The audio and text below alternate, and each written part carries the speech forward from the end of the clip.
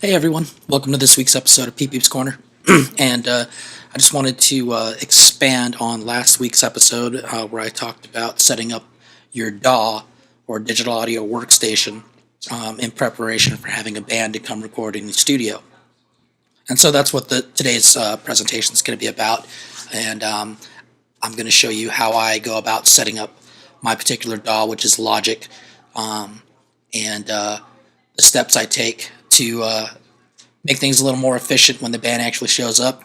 And let's get into it right now, and I'll show you what I do here. So we're going to open up Logic.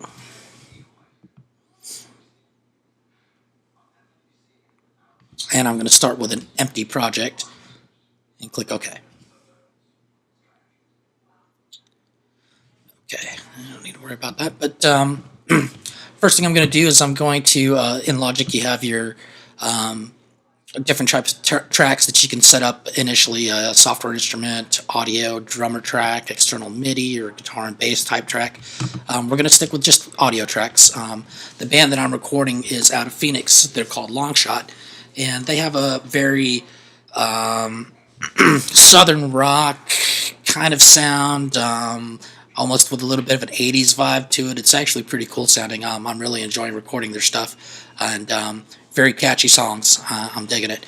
But so I'm going to stick with audio because I know that that's what I'm going to be using most when I record these guys. Straight up audio tracks.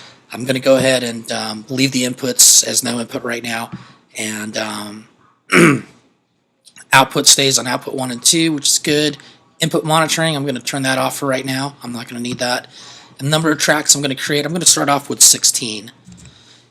And we'll go through that, and I'll show you how I get that all set up here. So I'm going to go create. So now you see here that Logic has created 16 audio tracks for me. And what I want to do first is configure the track headers for these so that they show me everything I want to see on here on these track headers. So in the track header is basically this section right here underneath where it says Audio 1 or Audio 2. Okay, so I'm going to right click on all of these while they're all selected and go down to Configure Track Header. And I want it to show me the color bars because I do color code my tracks as they're being recorded. Everything else is going to be default. I am going to turn on and off. I'm going to turn on Protect, and I'm going to turn on Freeze. Alright, I'm going to click Done. And now you'll see the track header each one now has its on and off button. Each one has a Protect button and a Freeze button. And those will get used during the recording process, and we'll get into that probably at some point with another tutorial. Alright, next thing I want to do is I want to start grouping these into the audio channels that I want to, or the groups that I'm going to be recording in. And as I record my way, and I like to record drums first, then your guitars and your bass and all that get laid on top of that, keyboards if there's any, horns, any kind of MIDI that's going on after that, and then vocals last. And that's my process of recording. So what I want to do is I'm going to probably use 8 tracks for the drummer, but the first 2 tracks, if you'll notice, these are all, if you look here and then look down here, these are all mono tracks. And what I want to do is I know I'm going to be using this first channel here to record the overheads. That's where I like putting my overheads, as the first channel. So I'm going to do is select Audio 1, and down here where it's set to audio or mono right now, I'm going to click this button and change it to a stereo track. And this is going to be inputs 1 and 2. So 1 and 2, then, and this again, numbers can throw you off a little bit while you're looking at this. We're going to rename these so that they make more sense down the road. But so this is a stereo track, so tracks 1 and 2, 3, 4, 5, 6, 7, and 8. So I want to select all of these, and what I want to do is group them. And the cool thing about Logic is Logic gives you the opportunity, if you select all the tracks you want, right-click on it, you can create a track stack. Now, you have 2 different types, a folder stack and a summing stack. Folder stack literally acts just like a folder. It just keeps those 8 tracks organized. You can minimize them if you want to, so it conserves some real estate on your screen here, expand them when you need to work on them, and that's it. A summing stack actually takes all of those tracks and routes them into that sum channel, as a stereo channel. And basically, you don't have to worry about creating an aux channel for each set or a group of instruments that you want to control. The summing stack takes care of that for you in Logic, which is really cool. So that's what I'm going to create. Create summing stack, create, and you'll notice over here, it's created sum number 1, and all 7 of those audio channels that I selected are underneath it. Okay, so now I want to call this, and I start naming as we go through this, drums, or sum, colon, drums, and that's the way I like to look at them when I see them. Okay, and then I'm going to come down here, and I know that the first track here, the stereo track, is going to be overheads. I'm going to rename that. I'm just going to come through. My next one's going to be my kick, then my snare, then my hi-hat. And these are all separate microphones that are going to be physically set out over on the drums. This is how I know and route all of this stuff into the DAW. Okay, then I'm going to have tom number 1, and I know he's got 3 toms on his drum set, so tom 2, and then tom 3. Okay. Now what I want to do is come back up to this sum channel and assign a track color to it. And for my summing channels, I like to use an orange color. Really makes them pop and stand out when you're looking at the mix, or looking at the mixer, I should say. And then my drums, I usually leave blue. It's a good color for them. It's the default color. I don't have to worry about changing those right away. Okay, so I'm going to go ahead and minimize that by clicking this little rotation arrow. Okay. Next track, I'm going to go ahead and create a track stack for this, and I'm leaving it as, these are all mono tracks again. I'm not changing anything else to stereo at this point. The rest are all going to be mono. I'm going to create a summing stack for this, and this is going to be the sum for the bass guitar. And just one track. Down the road, I may find out that we want to use a second track. You can always add extra tracks to these track stacks that you've created. And once we get into mixing and all that down the road, we'll talk about that in more detail. So right now, I'm going to go ahead and call this bass and minimize that. Or actually, let me right-click on that bass track, and I like to make my bass a purplish kind of color.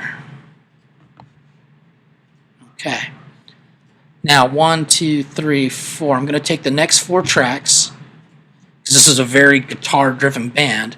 I'm going to go ahead and set aside these 4 tracks for guitars. I'm going to go ahead and right-click on those, create a track stack, summing stack. I'm going to rename this to sum, and then guitars. And just to keep it easy right now, I'm going to call them guitar 1 through 4. So guitar 1, guitar 2, guitar 3, and guitar 4. And I misspelled that, didn't I? Extra I in there. Okay. Guitars, I like to make the color green. Green guitars, GG. Just my little quirk there. Click this up. Okay, and I do want to change these summing channels to an orange color. Okay. The next 2 are going to be for lead vocals. So I'm going to go ahead and create a track stack for those. I'm going to call this sum lead vocals. And I'm going to go ahead and change the color of that right now to the orange. And I'm going to call this lead vocal 1 and lead vocal 2. Okay. Vocals, lead vocals at least, when it comes to color, I like to use red. So that's what I'm doing with those, red. Okay. And then these last 2 are going to be, I'm going to create a track stack, And these are going to be the last two tracks for backing vocals. So some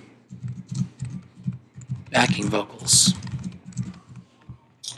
Okay, and backing vocals 1 and backing vocals 2. And for the backing vocals, the color I like to use, color I like to use is the darkest red that's available down here. That just sets them apart from the lead vocal. Okay, and we'll change the sum channel to the orange. Okay, so now I've got all my tracks configured, named, colored, and each one has its own summing channel now. Okay. Now, the other cool thing with Logic, the other thing I like to do is come through and add the icons to each one, which again just makes it a little easier to look and see what's going on. So I'm going to go ahead and go to this first overhead here, and on a Mac you control click right on the icon and it lets you pick an icon to go along with that. And since this is the overheads, I'm just going to go ahead and select this dual microphone icon for it so I know what that is. Okay, for the kick drum, I'm going to come up here, select drums, and select the kick drum icon. For the snare, same thing, control click right on the icon, select the drums, and select the snare. Hi-hat, tom 1, tom 2, and tom 3. Okay, for the bass, I'm going to go to the bass section here, and I'm just going to pick one of these electric bass icons. For the guitars, I'm going to go ahead and just pick this less polished looking guitar, and that's what I'm going to use for all of them right now. Again, these icons may change. I may change them up later, depending on what gets recorded. If you look here, you have acoustic guitars, you have a dobro here, resonator, hollow bodies, different types of guitars, mandolins, banjos, you even have an oud, and you also have cabinets too. So what I will probably wind up doing when I actually get to recording is changing these to a cabinet type thing, because that'll remind me that that channel is a microphone on the guitar player's cabinet. And then what I use these guitar icons for is when I'm going direct into the audio interface and using the modeled amplifiers in Logic or GTR3 pod, things like that. Okay, but for right now I'm just leaving it like these, just so it's easy to look at. Okay, lead vocals. I know they have a male lead vocalist. Sketty is a good friend of mine. I'm going to go ahead and right click here, and I'm going to choose this icon right here for the male with the microphone, so that I know that that's Sketty. And background vocals, I'm going to go ahead and, I could choose this group, but I like to see the hardware in the photo, and there's no microphone in this particular photo. So for background vocals, I'm just going to go ahead and choose the dual mics over here again, and that just kind of reminds me that that's a background channel or background vocal channel. Okay. All right. So that's it. Those are set up the way I like. And what I want to do at this point is go ahead and let's minimize all these. Well, let's go ahead and leave them open, but I want to go ahead and save it as a template in Logic. So to do that, you're going to come up to File. You're going to come to Save as Template. Okay, and we're going to give it a name. I'm going to call this Long Shot Session, and click Save. Okay, so that saves it as a template, and we'll be able to open it up later. Okay, one other thing I want to do with these tracks in particular before we get to the mixing section is I want to go ahead and show automation on these. So I'm going to click this button up here to show the automation, because I will be using automation down the road. I'm not actually going to be turning it on, so at this moment. But when it comes to the mixing stage, that's one less button I have to click. Okay, and then this button here, this just helps or not helps, but makes the playhead, when it gets to the end of the screen, it lets the the tracks here follow along with it. And we can get into that down the road too a little bit later. All right, I want to check my, over here, my metronome or my count in, and I see that it's set for click while recording. I know the drummer is going to be playing along to click tracks that we already have, so at this point I'm going to go ahead and turn that off. We don't need that.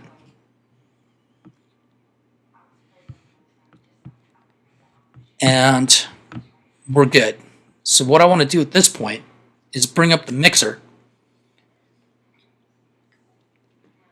and show you what I do in the mixer real quick, just to kind of set things up. So I'm going to come window, and we're going to go to open mixer. Okay, let me bring this view up here.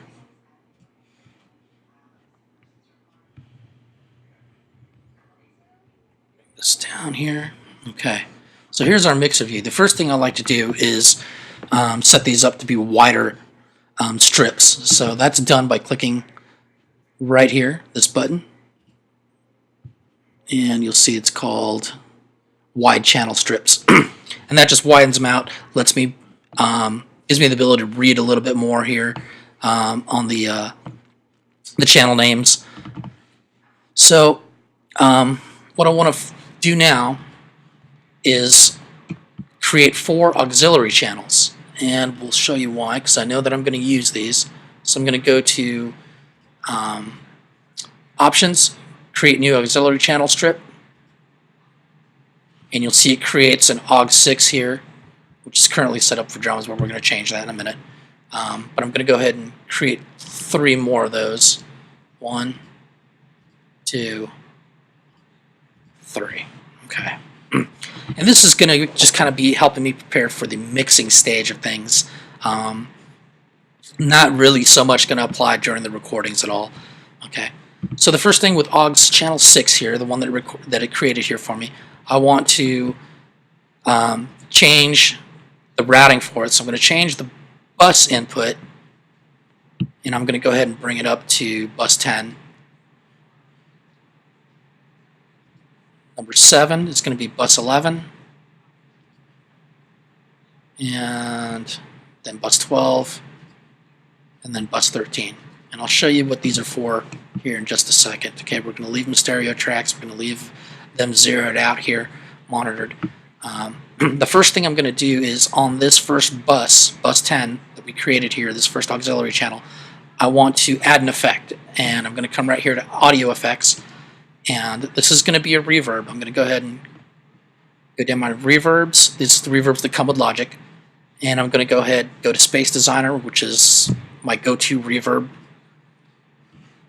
And you'll notice here that it brings up a reverb plugin, Space Designer it's called, with its factory default setting. What I'm going to do is look for a short, small space reverb. And I like using indoor spaces. And in this particular case, Warm Club is one of my favorites. Now, since this is sitting on an aux channel, and we're going to be using this, we're going to be kind of feeding signals into this side chain and then back in, what you want to do is take your dry output from the plugin, turn it all the way down. Your wet output, turn it all the way up. And then for this particular reverb, or any reverb really, I like to use about a 20 millisecond delay, so I'm going to go ahead and bump up this pre-delay to 20 milliseconds. And that way the reverb doesn't really wash over everything when it first hits. It's got about a 20 millisecond delay, and then the reverb kicks in, so you can still hear the punchiness of whatever I'm sending to it. Okay, I'm going to go ahead and close that. Got that set up the way I like. And I'm going to come down here to AUX, where it says AUX6, and I'm going to rename it Reverb:(S). Or actually just REVS, RevS. There we go. Space. And that tells me it's reverb short. It's a short reverb. Okay. On bus 11, I'm going to do another reverb. Back to Space Designer.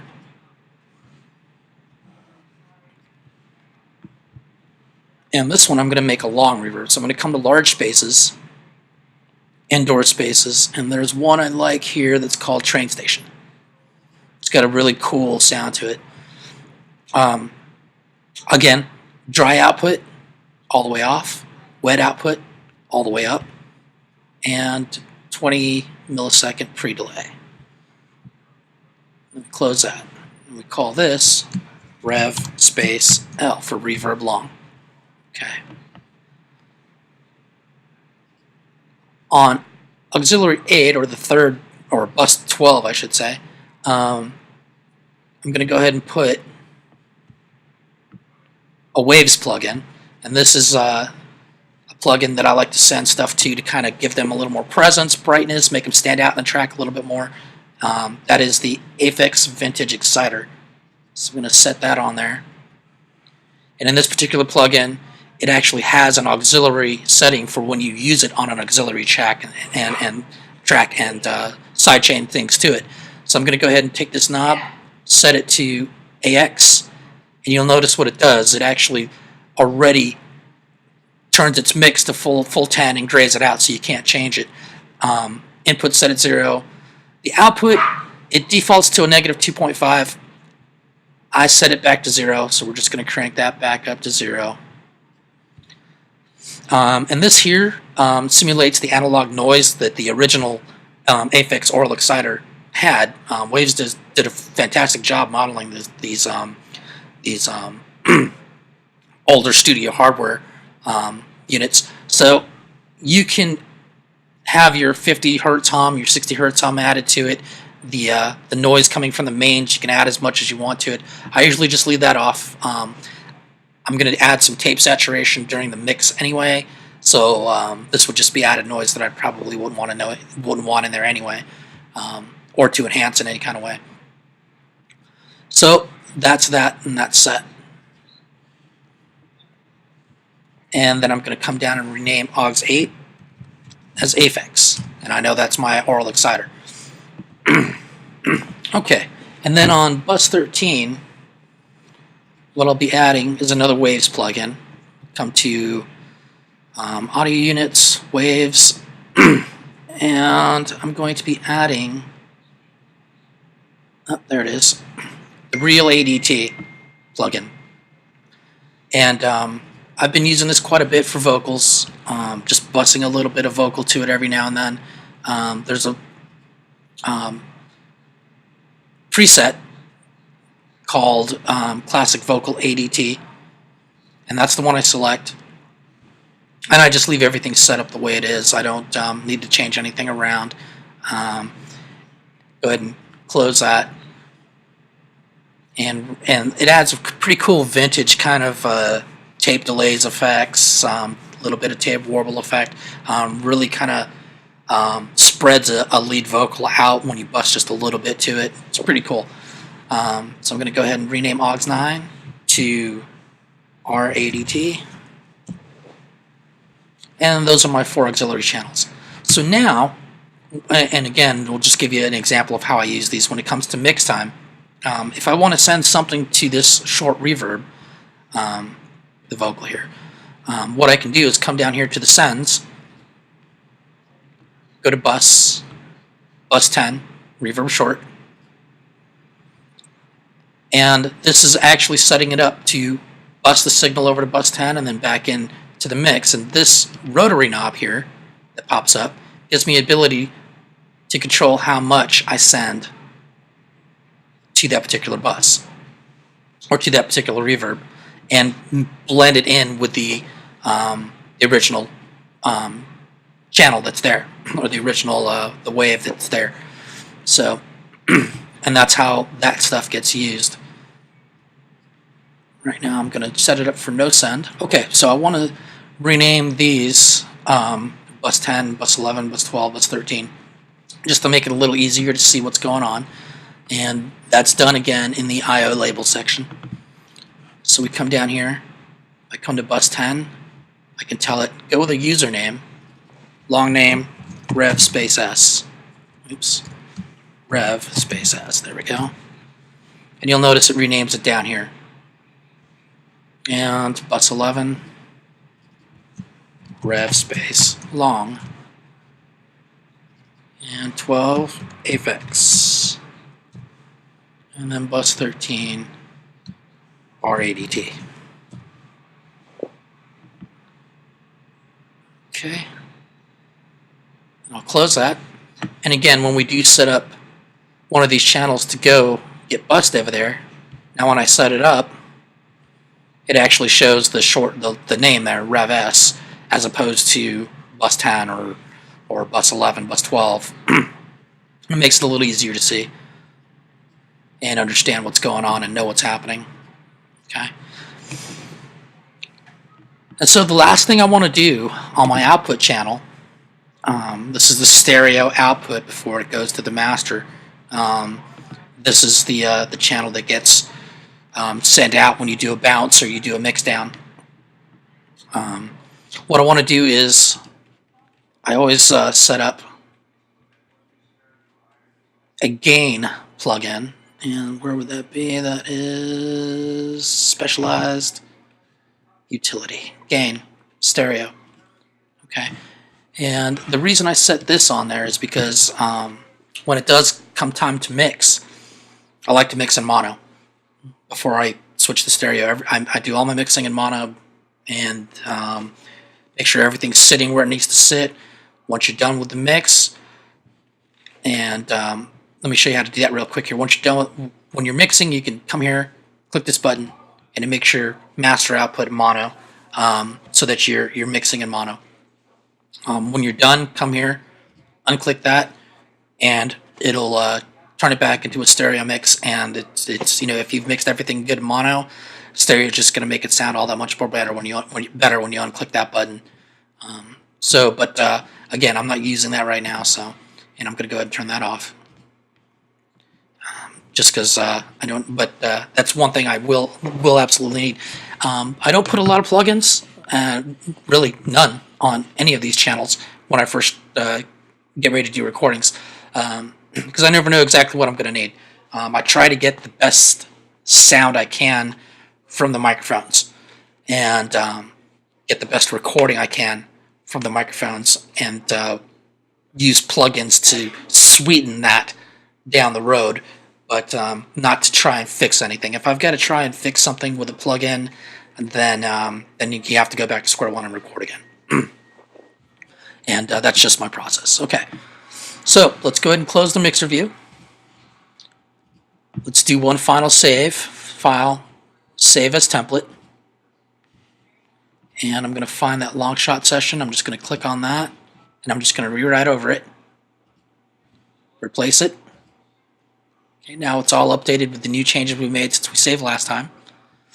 Okay, now I'm going to give you an example of how we use this. So, if I go to File, Close Project, don't save it, and we go ahead and start up Logic Pro. I'm going to go ahead and quit it first. Okay, now let's go back in here. Let's start Logic again. And say the band's here, we're ready to record, we're getting things set up. I can come right here to the DAW and I can say, create a new project from template. Select that, click OK. Find my long shot session. Choose that. And here it is. Everything's set up the way we need it. I don't have to create audio channels. I'm not doing any of that stuff. Everything's already created for me. Using this template, I've got all the tools I need to start working. And if we switch over to the mix view, you'll see here all the auxiliary channels are still there. The Real ADT, the gain plugin that I put in there, the reverbs are all set. Everything's color coded the way I want it, and we're ready to rock. We're ready to start hooking up mics, testing levels, and recording. So there you go. Setting up your DAW before the band gets there, and just being prepared. And it's just one more thing to help the whole recording process go a lot more smooth. And the band will appreciate it. I appreciate it, I know. Like I said, they're going to be here tomorrow. I've actually got to go in and start cleaning up one of the spare room over here where the drummer's going to set up, make sure he's got enough room, and I think one of the guys is actually going to sleep in there too. So, anyway, There you go. If you have any questions, shoot them below on the comment section below. I'll be sure to get to those as quick as I can. Or if you're a friend of us on Facebook page, ask your questions there. If you like the channel, go ahead and subscribe to it. Share it with anybody that you think could benefit from it. That's why I'm doing this, just trying to get the knowledge out there, and hope to help a few people, down the road. So, thanks again for watching. Cheers.